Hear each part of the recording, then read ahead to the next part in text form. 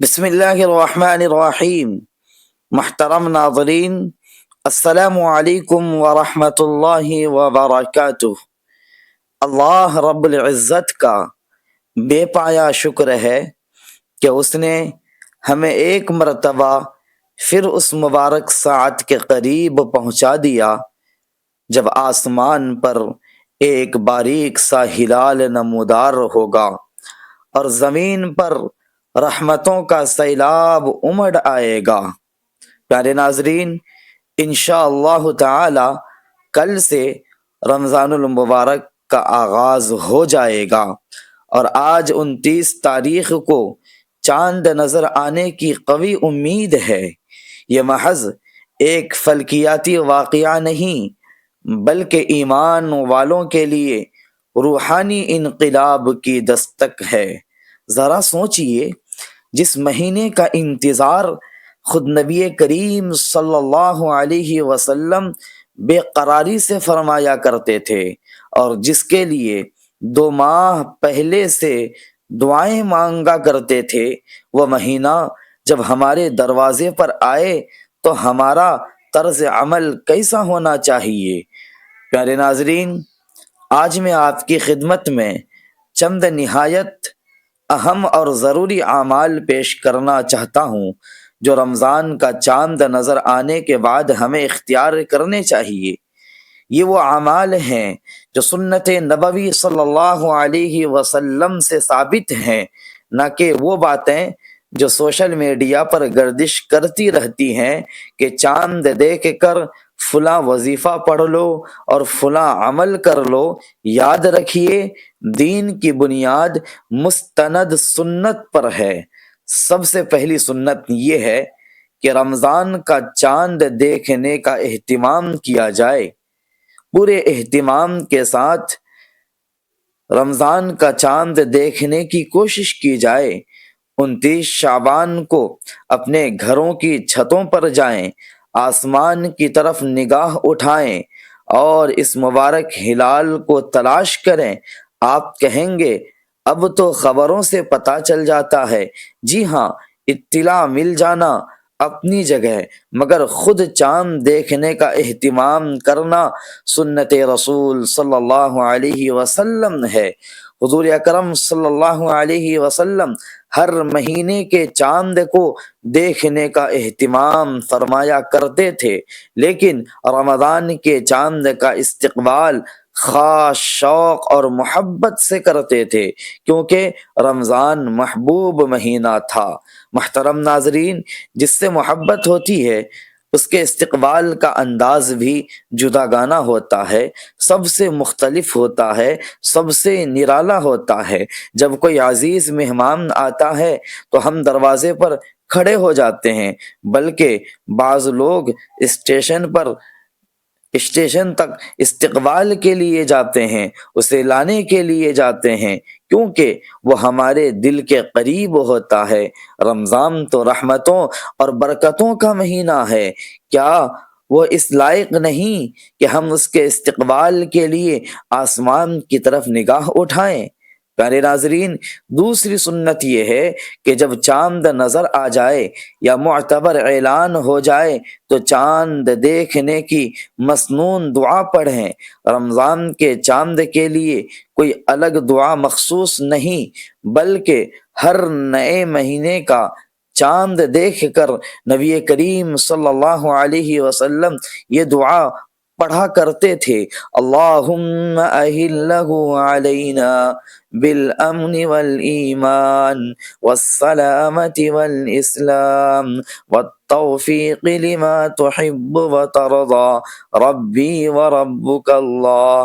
اس کا ترجمہ یہ ہے کہ اے اللہ، اس چاند کو ہم پر امن، ایمان، سلامتی اور اسلام کے ساتھ طلوع فرما، اور ہمیں ان کاموں کی توفیق دے جو تجھے پسند ہیں اور جن سے تو راضی ہوتا ہے۔ اے چاند، میرا اور تیرا رب اللہ ہے۔ پیارے ناظرین، یہ دعا ہاتھ اٹھا کر بھی پڑھی جا سکتی ہے اور بغیر ہاتھ اٹھائے بھی، چھت پر کھڑے ہو کر بھی اور گھر کے اندر بیٹھ کر بھی۔ اس کے بعد آپ دل کھول کر دعا مانگ سکتے ہیں۔ دعا مانگ سکتے ہیں کہ یا اللہ مجھے اس رمضان کے روزے رکھنے کی توفیق دے، تراویح کی پابندی نصیب فرما، میری مغفرت فرما دے۔ یہ دو اہم سنتیں ہو گئی۔ تیسرا اہم کام یہ ہے کہ رمضان کا چاند ہوتے ہی تراویح کی پختہ نیت کریں، کیونکہ رمضان کی پہلی عبادت تراویح ہے۔ رمضان کی پہلی عبادت تراویح ہے، خواہ وہ مرد ہوں یا عورت، دونوں تراویح کا اہتمام کریں۔ مرد حضرات مسجدوں میں جا کر، خواتین اپنے گھروں میں رہ کر تراویح کا ضرور اہتمام کریں، اور تراویح سنت مؤکدہ ہے۔ صحابہ کرام رضی اللہ عنہم سنت کے معاملے میں انتہائی حساس تھے۔ ایک صحابی کا واقعہ ملتا ہے کہ وہ اپنی لمبی آستین کو چھری سے کٹوا رہے تھے۔ بیٹے نے عرض کیا کینچی سے کاٹ لیجئے، سیدھی کٹے گی۔ فرمایا میں نے اپنے آقا کو چھری سے کاٹتے دیکھا ہے، اس لیے میں وہی طریقہ اختیار کروں گا۔ محترم ناظرین، یہ تھا عشق رسول صلی اللہ علیہ وسلم کا معیار۔ آج اگر کوئی کہے کہ تراویح ضروری نہیں تو ہمیں صحابہ کا طرز عمل یاد رکھنا چاہیے۔ جو کام اللہ کے نبی صلی اللہ علیہ وسلم کو محبوب تھا، صحابہ نے اسے اہتمام سے اختیار کیا، لہذا پختہ ارادہ کیجئے، پختہ ارادہ کیجئے، عزم کیجئے کہ پورے رمضان تراویح با جماعت ادا کریں گے اور بلا عذر ترک نہیں کریں گے۔ پیارے ناظرین، چوتھا اہم ارادہ یہ کیجئے کہ رمضان کے تمام روزے رکھیں گے، کیونکہ روزہ ہر بالغ مسلمان مرد اور عورت پر فرض ہے۔ نیت کیجئے کہ کوئی ایک روزہ بھی بلا عذر نہیں چھوڑوں گا۔ حدیث میں آیا ہے کہ اگر کوئی شخص بغیر عذر کے رمضان کا ایک روزہ چھوڑ دے، صرف ایک روزہ چھوڑ دے، تو ساری عمر روزے رکھ لے تب بھی اس ایک دن کا ثواب حاصل نہیں کر سکتا۔ پیارے ناظرین، یہ 30 دن دراصل رحمت کے خزانے ہیں جو دوبارہ نصیب نہیں ہوتے۔ پانچواں نہایت اہم ارادہ یہ کیجئے کہ رمضان میں گناہوں سے مکمل اجتناب کریں گے، گناہوں سے دور رہیں گے، اپنے دل کے اندر گناہ کا ارادہ تک نہیں کریں گے، صرف حرام سے نہیں بلکہ حتی المقدور سنت کے خلاف کاموں سے بھی بچیں گے۔ آنکھوں کو حرام سے، زبان کو جھوٹ اور غیبت سے، دل کو حسد اور کینہ سے محفوظ رکھیں گے، کیونکہ اصل روزہ یہی ہے کہ انسان اپنے نفس کو قابو میں کرے۔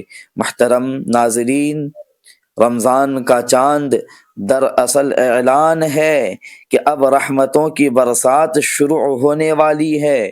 اگر ہم نے ابتدا ہی نیک ارادوں کے ساتھ کر لی تو پورا رمضان سنور جائے گا۔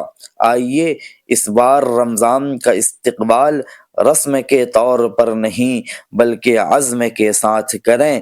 چاند دیکھیں گے، دعا پڑھیں گے، تراویح کی پابندی کریں گے، روزوں کی مکمل حفاظت کریں گے اور گناہوں سے بچنے کا پختہ ارادہ کریں گے۔ اللہ تعالی ہمیں اس رمضان کو پانے کی، اس کا حق ادا کرنے کی اور اس میں اپنی مغفرت کروانے کی توفیق عطا فرمائے۔ یا اللہ، اس رمضان کو ہمارے لیے، ہم سب کے لیے رحمت، مغفرت اور جہنم سے نجات کا ذریعہ بنا دے۔ آمین یا رب العالمین۔ والسلام علیکم ورحمۃ اللہ وبرکاتہ۔ اگر پیغام اچھا لگا ہو تو دوسروں تک اس پیغام کو بھیجیے۔